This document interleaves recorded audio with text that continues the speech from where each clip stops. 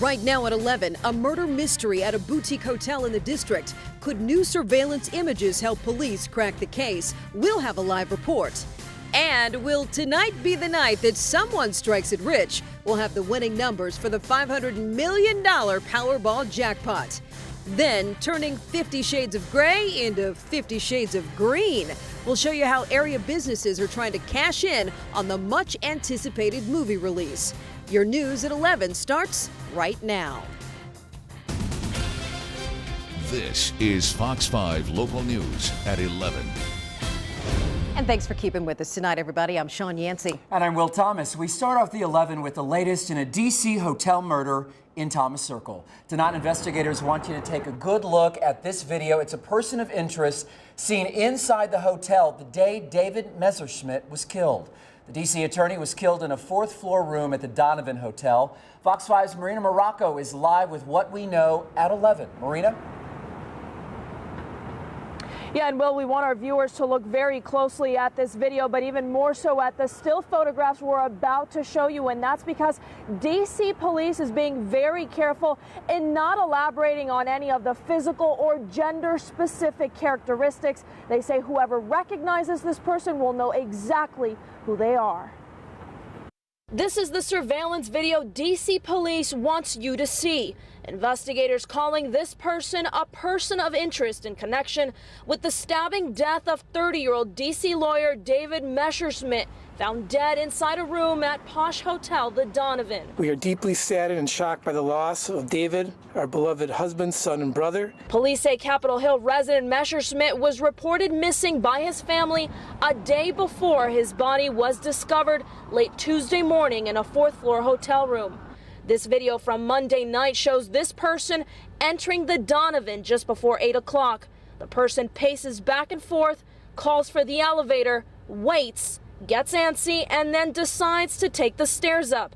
Here, that person races up the steps, 4 flights, holding onto the rail, all while wearing gloves, head covered with a hoodie, and the lower half of the face with a mask. We really have no idea what the motive is at this point, so everything is open. Police sources say they are still trying to piece together a timeline of events, but these pictures, they hope, will point them in the right direction when they can speak with this person. And D.C. police is offering up to a $25,000 reward for anyone who positively identifies the person you just saw in that video. Will? And Marina, just to be clear, investigators aren't saying whether this person of interest is a man or a woman, in their opinion? Right. At this point, they're not giving any specifics on any sort of physical or gender characteristics, Will, and that they're treading that fine line. They want the public to help them in this area. Fair enough. Well, it is out there tonight. Marina Morocco live in Thomas Circle. Thank you. Our other big story tonight, a Frederick community is dealing with a little shock and grief. 17-year-old Claire Knight, a student at Middletown High School, was killed this morning after she crashed her SUV head-on into a school bus. Fox 5's Rick Boone is live with the unique way that family and friends are honoring Claire. Rick? Yeah, they're doing it in a very unique way here inside this small town. But first, I got to tell you, Sean, I talked to the family tonight, and they, as you can imagine, are incredibly devastated. This while they're trying to get one very important point out about their daughter's death. They say she did not have her cell phone with her in her hand when she was driving in that car that collided with that school bus. In fact, her cell phone was behind her. It was not connected to her at all. This as a remember a life, they say, that was taken way too early. A life cut short just feet from her family home. 17-year-old Claire Knight, behind the wheel of an SUV, collides head-on with a school bus along Old Middletown Road. The crash took the life of the teen who planned to attend Towson University. The bus driver received minor injuries, and a student on board the bus wasn't hurt. Knight's family tells Fox 5 her death has been overly heartbreaking. They say she was a young woman with a great sense of humor, taken in the prime of her life. It's just really sad for the whole community. The teen's death even felt everywhere in Middletown. A lot of kids were in after school today. All evening, a lot of her fellow students have been buying up T-shirts with her high school logo and printing her name on the back of this sporting goods store, a place she wasn't even connected to, but has become a temporary location to salute her. I think the town is still in total shock, even a couple of students. One gentleman just said that he just couldn't really believe it yet. It hadn't sunk into it. A life gone, but a memory long from over. And Sean, the family says there may in fact be a vigil for her coming up in the coming days, but right now they're asking for a lot of help with her funeral costs. They put together a GoFundMe account under her name. Sean? Rick Boone, such a sad story tonight. Thank you so much. We appreciate the update. Breaking news from New York City. Bob Simon, a correspondent for 60 Minutes, has been killed in a car crash. The town car that he was riding in rear-ended another car, then slammed into a median. Both the driver and Simon had to be cut out of the car. We're told Simon was taken to the hospital, where he later died. The award-winning newsman was 73 years old.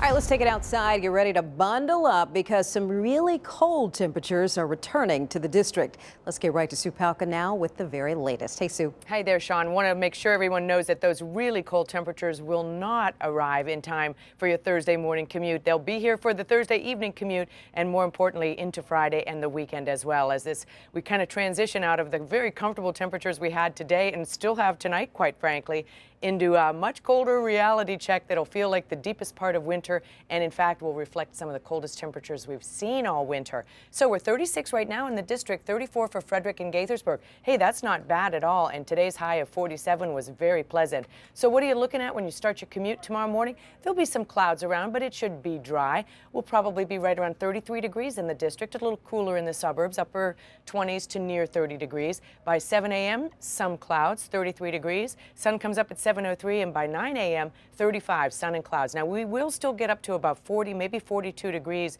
tomorrow before we really start seeing everything dropping tomorrow afternoon. And as the temperature drops, as that Arctic air comes in, there could be a few snow showers around, as well as big winds that'll take those wind chills down into the single digits by this time tomorrow night. Much more on the 7-day coming up, Sean. Much, Sue. Developing tonight, President Obama wants to step up the fight against ISIS. He's asking Congress to authorize the use of military force. The legislation sent to Congress does not call for the deployment of U.S. ground combat forces in Iraq or Syria. It does authorize the use of force against ISIS, which would expire after 3 years. President Obama says there would only be troops on the ground when it's absolutely necessary to protect national security. It's going to take time to dislodge these terrorists, especially from urban areas. But our coalition is on the offensive. ISIL is on the defensive, and ISIL is going to lose. The president's announcement comes one day after the death of American hostage Kayla Mueller was confirmed. The 26-year-old aid worker died while being held hostage by ISIS. Today, Congress honored Kayla. House representatives from her home state of Arizona led a moment of silence in her memory. The Pentagon has not said exactly how she died. Officials are denying ISIS claims that she was killed during a Jordanian airstrike.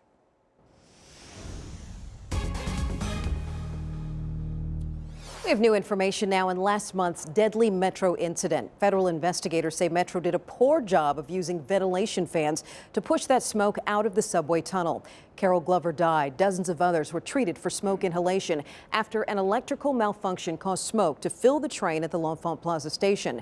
Today, the NTSB recommended Metro improve its ventilation procedures to deal with smoke or fire.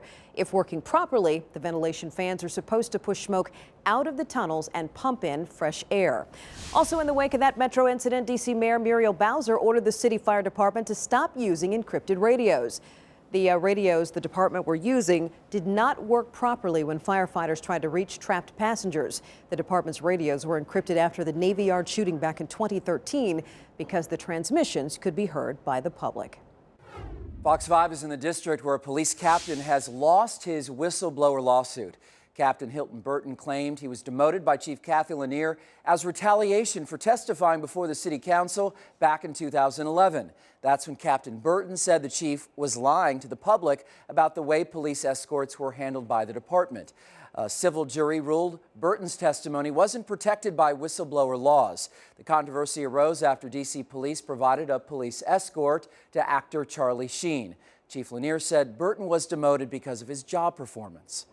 Can I get a drum roll, please? Brrr. Hold on.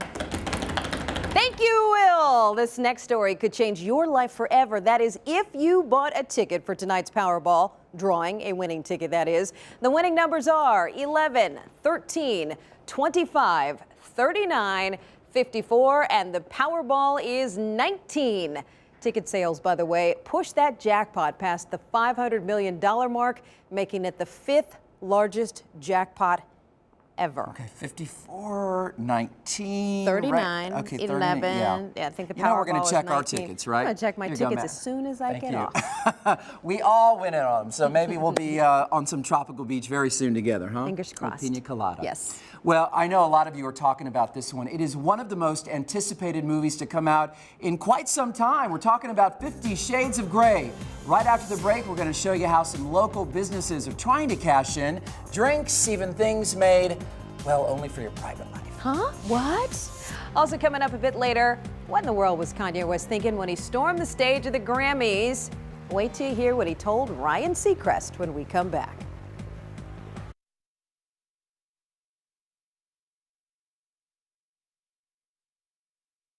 Okay, clear the rooms, kids. It is time to talk a little 50 Shades of Grey. That's right. The much anticipated film hits theaters tomorrow.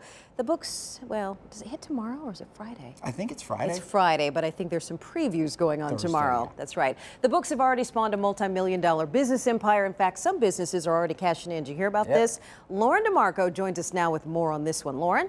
What do you guys think? I've been playing around with the props. Are those furry handcuffs, Lauren? Wait, what do you have there, Lauren? Are those furry handcuffs? These are furry handcuffs. Where'd you get those? Well, we're not going to talk about that right now. Okay. You're going to see in just a minute. You're right. There are some premieres tomorrow, but it officially hits theaters on Friday. The trailer has been seen online more than 250 million times. Advanced ticket sales are through the roof. Author E.L. James has amassed a fortune, and plenty of other businesses are taking advantage of all of the hype as well.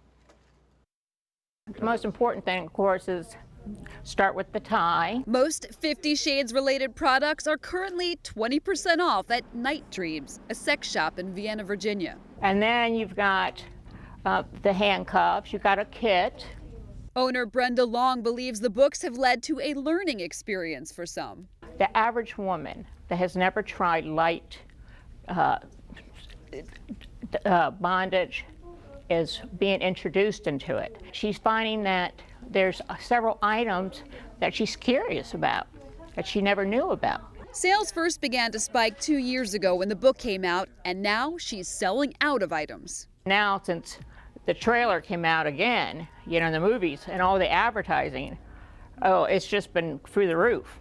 In D.C., Farm to Feast Catering is capitalizing on the craze, offering customers a $1,500 racy Valentine's dinner. The owner explained on Good Day D.C. it comes complete with gold-plated handcuffs, a leather riding whip, and wearable chocolate fondue dessert. There's 50 Shades of Grey everywhere. Oh, absolutely. And Valentine's Day seems to be a good tie-in for that, so we thought, why not do an aphrodisiac menu? In Maryland, the new iPick in Bethesda says tickets to the Thursday night premiere have all but sold out, and they're expecting the same for the coming days. Included in the theater's drink menu this weekend, a cocktail they're calling the Red Room of Pain. It's got chili in it for a bit of spice, and it's got some hum in there for a bit of salty. And on Saturday, there's a Valentine's bonus. For the first 100 people that come in and order the Red Room of Pain from iPick, they get these handcuffs as a sort of an homage to the film 50 Shades of Grey, and we're having a little bit of fun with it as well. All right, there you go. The early word that our crew got from some of the folks at the theater is that people who read the books and saw the movie are giving it the thumbs up. One thing is for sure, the hype will continue because the green light has already been given for 2 movie sequels. Back up to you guys. Movie 2? sequels? Wow, they are raking in the dough. It's They're like ready the for next this Harry one. Potter. All right. All right. Thank you, Lauren.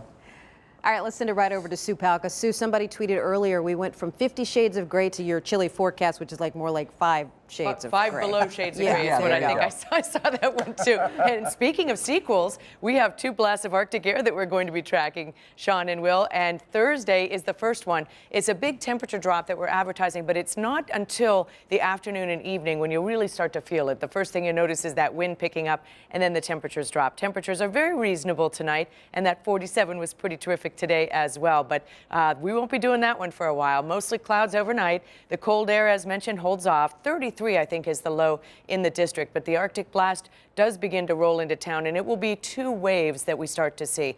The first one comes in tomorrow, and another one Saturday night, Valentine's night. That one really has a lot of cold air behind it. It's much more, well, it's deeper cold, let's put it that way. And the cold is going to linger into next week. Now, when we see that cold air coming in tomorrow, it's possible it'll come in with a few snow showers. We do have a clipper passing by. This is going to affect the Northeast, although Boston's going to get off easy with that one. But some of this snow shower activity might be around tomorrow afternoon. We don't expect accumulation with it, but it might lower visibility in the areas that it hits. But the winds, that will be the deal.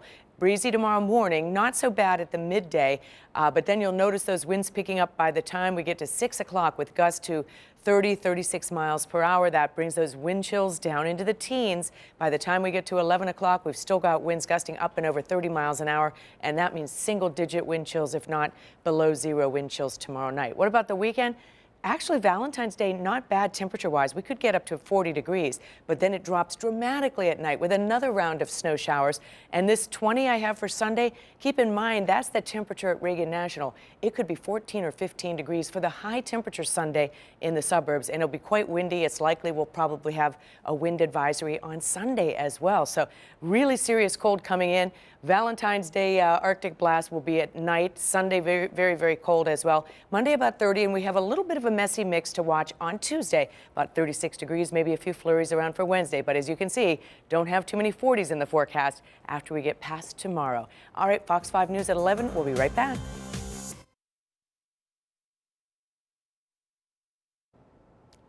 Welcome back. Have you guys heard about this? Kanye West is still, or people I should say, are still talking about what Kanye did at the Grammys on Sunday night. And now West is speaking about what made him take the stage. Apparently he's saying, look, you know what? It wasn't what you think. He told Ryan Seacrest today on his radio show today that voices in his head told me to just go, then I walked up. He says he meant it as a joke. As for saying Beck didn't deserve the award, West said, quote, that was a miswording on my part because obviously Beck is one of the most respected artists and respects artistry. Does it sound like he's trying to clean it up a little bit? You never know with Kanye West. He's always got something interesting to say. Maybe he just put that to rest once and for all. The news keeps coming. All right, here's Scott now with a look at sports.